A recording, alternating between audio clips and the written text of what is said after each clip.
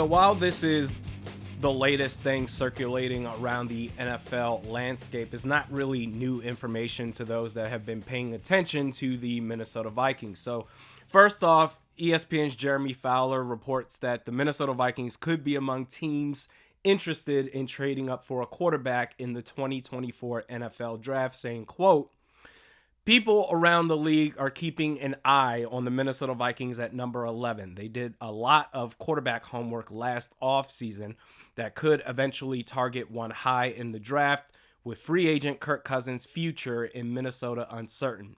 But moving from number 11 into the top 3 would cost the GM Kwesi Adolfo-Mensah a ton of draft capital." So we already knew this, that the Vikings have been hell-bent on trying to figure out the quarterback of the future, whether that's trading up, standing pat, or trading down to take a quarterback in the later rounds.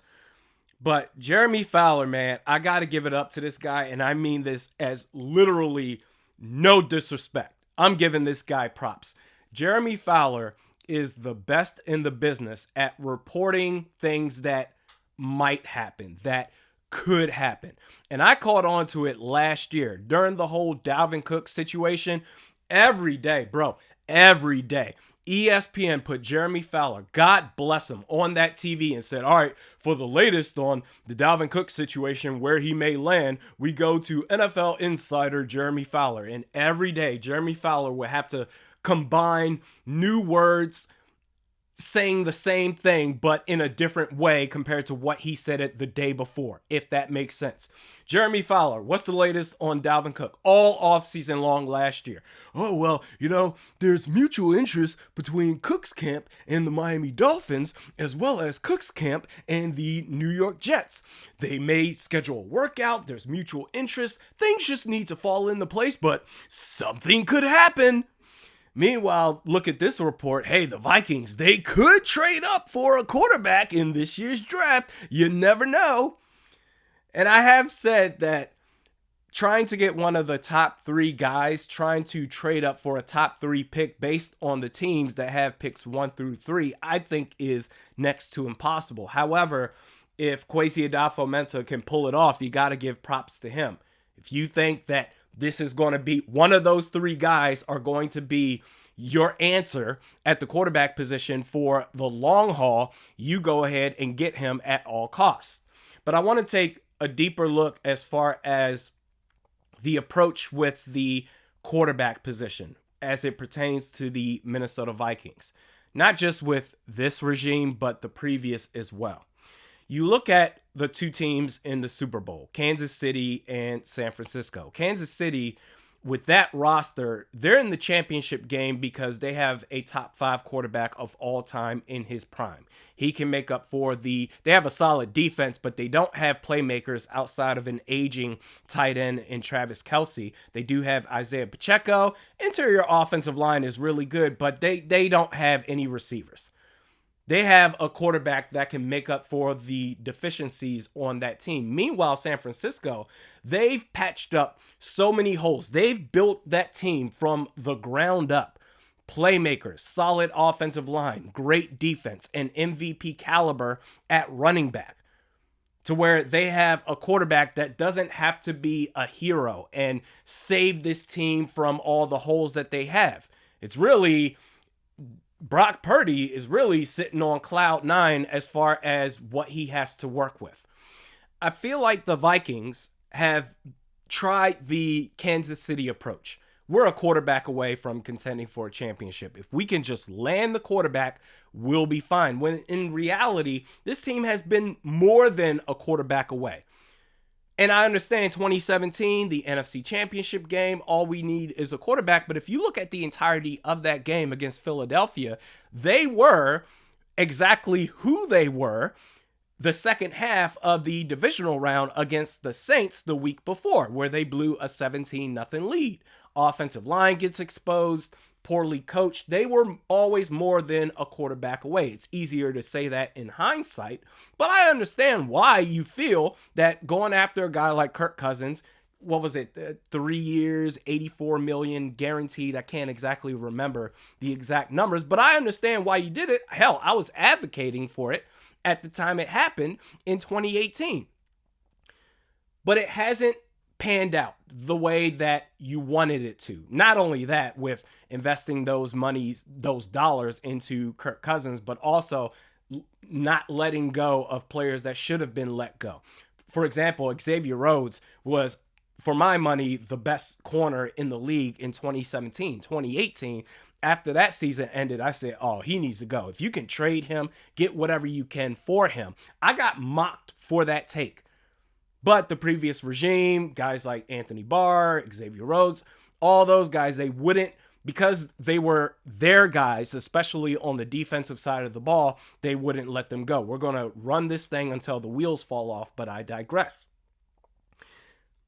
You need to be more practical. Instead of hoping that you'll have this savior quarterback fall into your lap and take you to the promised land, fix all the holes on the rest of the team. When it comes to free agency dollars, you need to be more practical like the San Francisco 49ers. That's not to say don't be aggressive, don't trade up for a quarterback. If you can do it, go ahead and do it. San Francisco, they tried it with Trey Lance. It just didn't work out, but that didn't set them back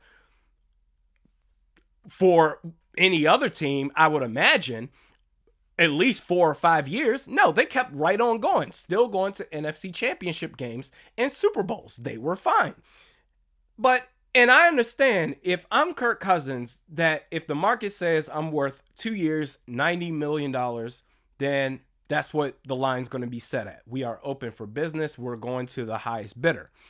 That's on the side of Kirk Cousins. I don't blame him for that. But if I'm the Vikings organization, or if I'm any organization that's in need of a quarterback, just because the New York Giants were dumb enough to give Daniel Jones 2 years, $82 million guaranteed, does not mean that I have to up the ante and give $90 million to a guy like Kirk Cousins. I understand the market says that he's worth that, but that doesn't mean that I have to participate in that, especially if I know that that type of investment is not going to pay dividends as far as trying to win a championship or trying to get close to winning a championship. Hell, trying to make a playoff run. I know that investment is not going to return dividends for me as far as what I'm looking for. Investing both draft capital and free agency dollars into this one position, you're in no man's land if you do that. Eat the cap hit now, $28.5 million for Kirk Cousins to no longer be on the team. But if you don't, if you say, hey, we're gonna trade up for, let's say, Jaden Daniels, and he has to sit for a year or two. Meanwhile, we're going to invest another $90 million. Now you're talking about $118.5 million for Kirk Cousins with multiple holes still on the roster. Where is that going to get you? And I've talked about this before as far as putting those dollars to better use. Free agency fits. I've mentioned that bringing back Danielle Hunter has to be priority number one. It just has to be. You didn't trade him at all by the trade deadline. You could have gotten a first-round pick. It will be a disaster if you don't re-sign him. However, I'm willing to take a step back from that position. He's going to be 30 years old next year. If the Vikings really are 2 or 3 years at least, maybe on the high end, 3 years away from truly contending, can Danielle Hunter still be productive enough to be part of that? I don't know. I don't want to debate that. Go ahead and argue that in the comments section if you want to. The only way that I'm going to take a step back and say that, all right, if you don't re-sign Danielle Hunter, it's not that big of a deal, is if you can sign another free agent that's going into the second year of his contract. Not necessarily at the same position, but I purposely avoided talking about this guy because I thought that Baltimore would franchise tag him for sure, and that's Patrick Queen. Well, according to Pro Football Network, Queen is going to test the open market. He's going to be out there for all 32 teams to have a chance to sign up for his services. If you are going to lose out on a guy like Danielle Hunter, I think the only way you can make up for that is to replace Hunter with a big name. Again, obviously, it's not the same position. Queen is an inside linebacker. Danielle Hunter is an edge rusher. But if you combine the likes of Patrick Queen to Justin Matabuke, also from Baltimore on the defensive line, along with Antoine Winfield Jr. from Tampa Bay, I mean, you improve your defense at all three levels instantly with those dollars in free agency that you would have given to a guy like Kirk Cousins and Danielle Hunter.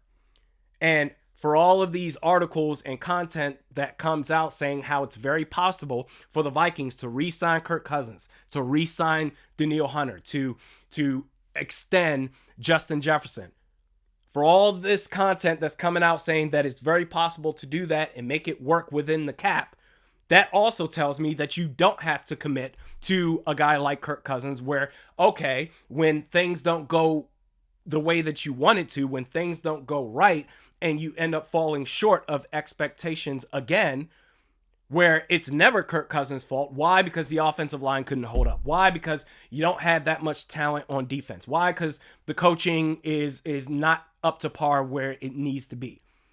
So if you know that, why would you continue to invest, to continually invest all this money into a position that's going to get you nowhere? I would rather shore up other holes on this team to eventually build yourself up a juggernaut. You can trade up for a guy like Jaden Daniels, or even take a flyer on J.J. McCarthy or Michael Penix Jr. in the second round. That's what I would do. I think that's where the shift in focus has to happen. I think re-signing Kirk Cousins, especially at $90 million over 2 years, would be an absolute travesty, because then you're still starting from ground zero. You're giving up further free agency capital as well as draft capital at the same position without improving the team at all. But sticking with the subject of trading up for a quarterback. And for this, I'm going to trade up to pick number 3 with the New England Patriots. This is on the NFL mock draft database. At pick 3, the Minnesota Vikings. Oh, actually, this is for as far as the trade compensation. You get pick 3. New England, they get pick 11, so they get the pick swap. They also get pick 42. It's not going to show it on the final draft selections as far as the trade compensation, but the Patriots also get next year's first and second round picks. It may take more than that, but for the sake of trading up this exercise, that's what it's working with. At pick 3, the Minnesota Vikings select Jaden Daniels, quarterback out of LSU. After that, you don't have a pick again until the third round. At pick 108, the Vikings select McKinley Jackson, defensive lineman out of Texas A&M. Maybe it's a stretch to say this, but I think there's a chance at least that with those first 2 picks, you can have 2 day 1 starters. McKinley Jackson, that's the question mark, but it's at least a body. At pick 129, Javon Solomon, edge rusher out of Troy. 155, Muhammad Kamara, edge rusher out of Colorado State. 164, adding to the offensive line, Delmar Glaze, interior offensive lineman from Maryland. Pick 178, Isaiah Davis. I think he could be an instant contributor. Isaiah Davis, running back from South Dakota State. And at pick 189, Dwight McGlothern, cornerback out of Arkansas. Your thoughts on this mock draft under the assumption that in free agency you were able to acquire Justin Matabuke, Antoine Winfield Jr., and Patrick Queen. And actually, before I end this video, going to the dollars and cents of it all, according to Spotrac, Kirk Cousins and Danielle Hunter is worth a combined $67 million per year. Also, according to Spotrac, Patrick Queen, Justin Matabuke, Antoine Winfield Jr., 3 elite defensive players going for their second contracts, are worth a combined $57.2 million per year. I think option B helps your team a lot better in the long haul compared to option A.